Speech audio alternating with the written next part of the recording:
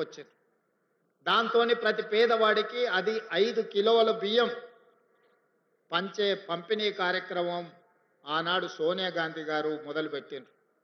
కానీ ఈనాడు పేదలు మెరుగైన జీవితం కోసం, తమ పిల్లల ఆరోగ్య భద్రత కోసం ఒక న్యూట్రిషన్ ఫుడ్ పిల్లలకు ఇవ్వాలన్న ఆలోచనతోటి 5 కిలోలను 6 కిలోలకు పెంచడమే కాకుండా దొడ్డు బియ్యం స్థానంలో ఈనాడు సన్న బియ్యము ఈరోజు ప్రతి పేదవాడికి తెలంగాణ రాష్ట్రంలో ఉన్న 3,10,00,000 మందికి ప్రతి నెల 6 కిలోల సన్న బియ్యం ఈరోజు పేదలకు అందిస్తున్నాము.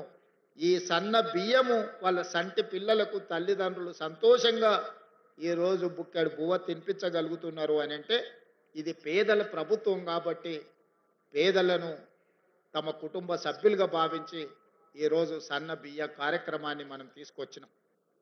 అదేవిధంగా పండించిన పంటకు గిట్టుబాటు ధరనే కాకుండా 500 రూపాయల బోనస్ ఇవ్వడమే కాకుండా గ్రామీణ ప్రాంతాలలో వ్యవసాయానికి ఉచిత విద్యుత్తుతో పాటు పట్టణ ప్రాంతాలలో గ్రామీణ ప్రాంతాలలో ఉన్న పేదలకు 200 యూనిట్లు ఉచిత విద్యుత్తును అందించడం ద్వారా ప్రతి పేదవాడి ఇంటిలో వెలుగులు నింపాలి, వాళ్ళ కళ్ళల్లో ఆనందం చూడాలి అని ఈనాడు మన ప్రభుత్వం సంక్షేమ పథకాన్ని అమలు చేస్తే 50 లక్షల కుటుంబాలలో ఈరోజు ఉచిత విద్యుత్తు గృహాలలో ఈరోజు ఇవ్వగలుగుతున్నాం.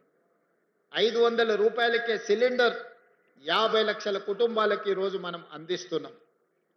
వ్యవసాయం చేసుకునే పేద రైతులకు 25,35,000 కుటుంబాలకు 21,000 కోట్ల రూపాయల రైతు రుణమాఫీ అమలు జరిగింది.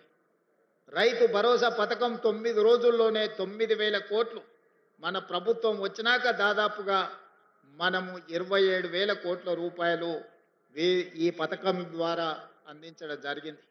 మొత్తానికి వ్యవసాయానికి ఈ 2 సంవత్సరాలలో 1,04,000 కోట్ల రూపాయలు ఈరోజు రైతుల సంక్షేమం కోసం వ్యవసాయం దండగా అనుకునే కాడి నుంచి వ్యవసాయం అంటే పండుగ, రైతును రాజును చెయ్యాలని ఈరోజు వ్యవసాయం మీద ప్రత్యేకమైన దృష్టి పెట్టినాం. ఇవన్నీ ఒక ఎత్తైతే ఈనాడు ఒక అంశాన్ని మనం ప్రస్తావించుకోవాలి. వేదిక మీద చాలామంది పెద్దలు ఉన్నారు, ఎడ్యుకేషనల్ ఇన్స్టిట్యూట్స్ నడిపేవాళ్ళు. మొట్టమొదటి ప్రధానమంత్రి పండిత్ జవహర్లాల్ నెహ్రూ గారు ఈ దేశంలో ఉన్న నిరక్షరాస్యతను పారద్రోలడానికి, సమాజంలో మనం ఎదగాలంటే విద్య చాలా ముఖ్యం, ఆకలి తీర్చాలి అనంటే ఇరిగేషన్ చాలా ముఖ్యం.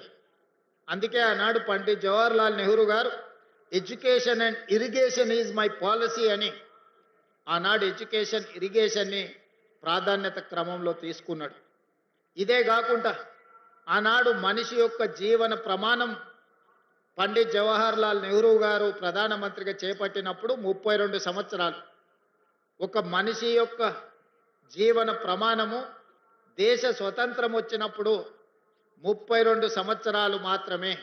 ఇది చాలా ఆశ్చర్యకరమైన సమాచారం. అందుకే వైద్యం అనేది అత్యంత కీలకం. ఈ దేశంలో ప్రభుత్వం వైద్యానికి ఎంతో ప్రాధాన్యత ఇచ్చింది, విద్యకి ఎంతో ప్రాధాన్యత ఇచ్చింది. కానీ ప్రభుత్వము ఈ కోట్లాది ప్రజలకు విద్యను వైద్యాన్ని అందుబాటులోకి తీసుకురాలేకపోయింది.